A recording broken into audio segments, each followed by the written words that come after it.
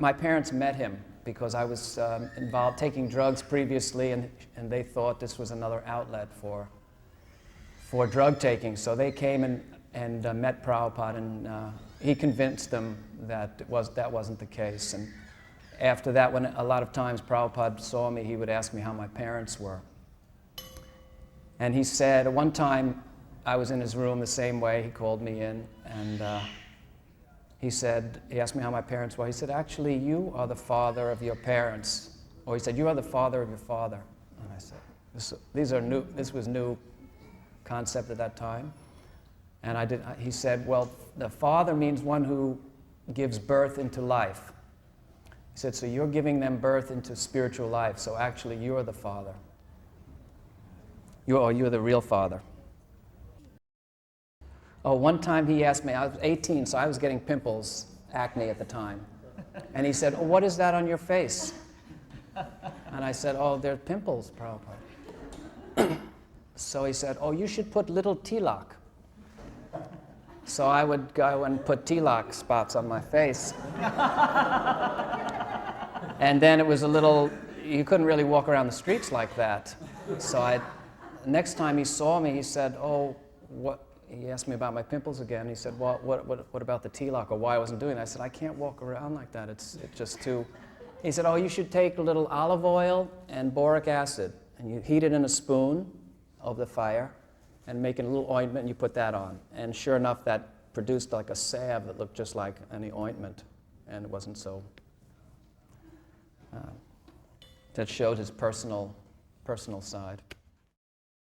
One time I had the opportunity to chant while Prabhupada was present in a kirtan. Sometimes he would have devotees chanting kirtan rather than him doing it in the early days. So I was chosen, I was able to chant, and I was always trying to be humble in whatever way I thought was humble. And so when I was leading, I was chanting not very loudly, and in order to put myself forward as some great kirtan leader. And Prabhupada shouted at me, said, chant loudly. So we've learned over the years that, and Prabhupada would say very clearly that boldly preaching was an act of humility, because it was the positive portion of humility, that if you preached loudly, then that took care of humility. One time I was in the temple room, it was after prasadam.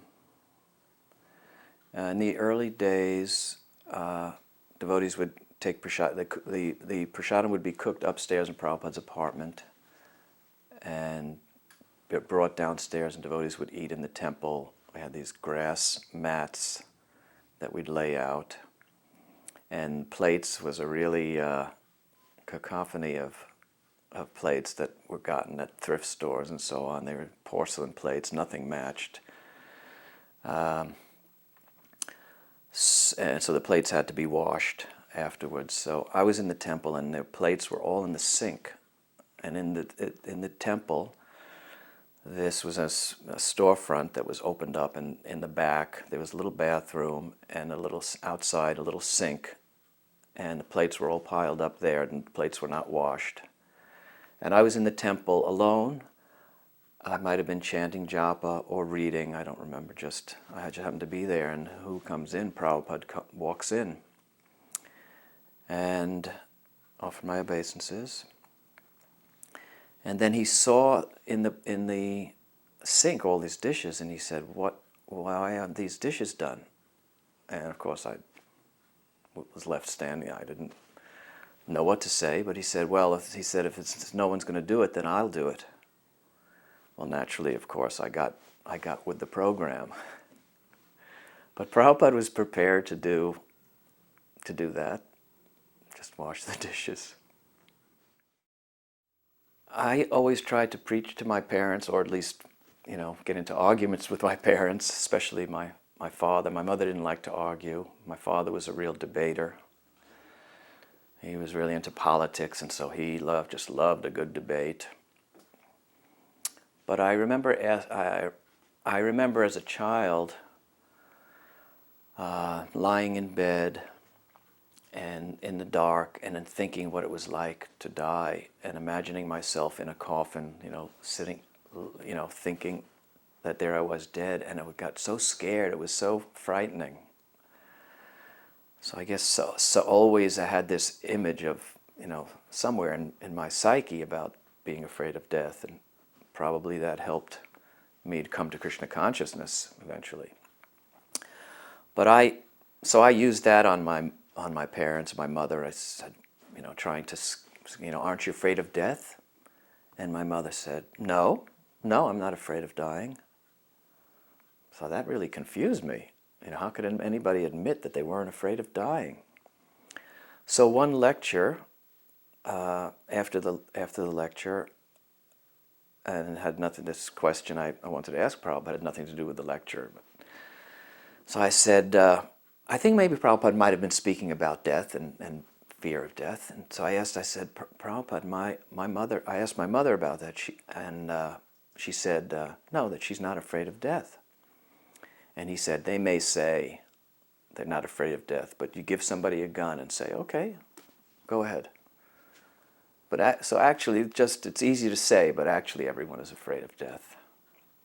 Even in my mother's later years, and she was actually very receptive to Krishna consciousness, very favorable.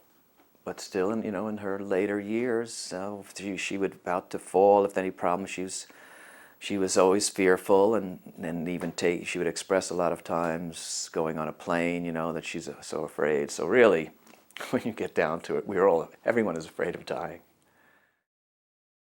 One time in a letter I wrote to Prabhupada, basically I was pretty obsessed with sex life early on in my life. And I had an honest question which I wanted to ask, but it was very embarrassing.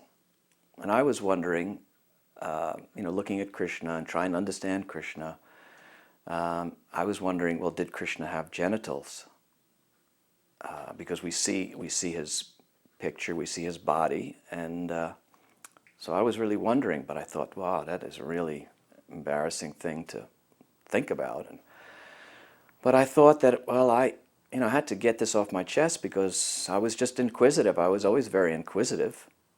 Prabhupada one time thanked me for my inquisitiveness in a letter, which I had filled, probably a letter that filled with 10 questions, being one after another. So I wrote a letter to Prabhupada, and I asked him, please, forgive me for this outrageous question, but I asked him, does Krishna have genitals? And he wrote back a letter and said that, he said, no, it's not an outrageous question. Any sincere question is welcome. He said, and you should know it, that yes, Krishna has genitals. If we have got genitals, then Krishna has got genitals, but his genitals are not like ours. He does not need his genital to impregnate. He can impregnate with any part of his body. He can impregnate with his eyes and so on. He said, but he was explaining that as aspiring devotees, we should be starting from the feet of Krishna and not go up, just like we also start from the beginning of the Bhagavatam, which is the feet of Krishna, and we don't go on until we've progressed. So it was just as a result of trying to understand something more than I was actually qualified to understand. So then the initiates were, we were chosen. I was going to get a Brahminical initiation in Boston. We went there. It was a few of us, and probably anywhere from 4 or 6 people were getting initiation. We were sitting around the fire, and there happened to be this professor there, one of the there seemed to be always some professor who was somewhat favorable and was trying to be cultivated one way or another. And he was some professor of Sanskrit or Indology in some fashion. And he was there sitting behind us around the fire. And the grains were being passed around. And I thought to be a nice boy. And when it came around, I asked him, I passed the plate to get him to throw. And I thought that's what was being done at the time. Everybody was throwing grains in, whether they were being initiated or not. I think that's what was happening at that time. And so, to be polite, I turned around and offered him some grains, and Prabhupada shouted at me. Boy, it felt like a thunderbolt. It felt like a thunderbolt. What are you doing? Don't do that. You know, I don't remember what he said, but it was clear. It was a thunderbolt. So the grains were getting passed around, and it came around again to me, or around my area, and he motioned for somebody, either me or somebody else, to go offer the grains to this professor to throw in.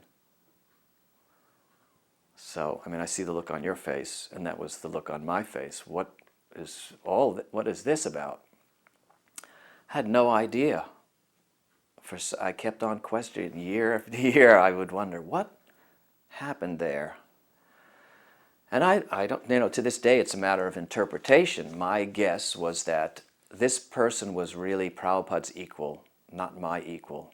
I was just a minor little brahmachari, way out of the league of this man, at least etiquette-wise. And Prabhupada wasn't, and so if it was to be done, it was to be done by Prabhupada, not by me. In the early days in New York City, as everyone knows, it gets very hot there and humid. And devotees would sometimes go without their shirts, or I'd like to go without my shirt, and I knew there was some vanity involved in that. So I was trying to be a good devotee, and I asked Prabhupada, is it all right to go without a shirt? Thinking from the vain point of view that maybe that's not proper. And he said, well, he didn't answer it, and that had nothing to do with that. He said, no, you should not put yourself at the mercy of the sun. That was very interesting. This is way back in 1967, 68, when there wasn't really that kind of knowledge about how detrimental the sun was, but Prabhupada said like that. Oh, one thing that really impressed me, Prabhupada got a stroke early on, just not too long after I joined, and I wonder what that was. But anyway, he got a stroke in early 67 or early to mid 67. And then he went out to, he was in the hospital in Manhattan. Devotees just didn't know what to do. Everybody was certainly very scared. So he was in the hospital, and we would go occasionally. Kirtananda was taking care of him at that time. Devotees would go occasionally. I went one time, and Prabhupada's one side of his body was paralyzed, so with lip was drooping on that side, and arm was paralyzed, and so he was having devotees massage that side of his body. I got a chance to massage his arm, and they were feeding him there vegetarian food, but they were feeding him just boiled vegetables, steamed or boiled vegetables, and he really didn't like that. And he would try to spice it up with some salt and pepper, but really didn't. He wasn't satisfied. One time he gave it to us. He gave it, and so after, but he didn't, so he didn't like it there. He eventually, I believe that Brahmananda at one point snuck him out because they didn't want him to leave, and Brahmananda just got him out of the hospital there, and then he came back and he went to recuperate on the West Coast. That was the arrangement, and he came back and on his way back to India. So he was recuperating a little bit, but eventually was going to go back to India, which was very scary because we didn't know if we were going to see him again. And he came into the temple. I remember he came into the temple, and he was very weak, walking with a cane, walking very slowly.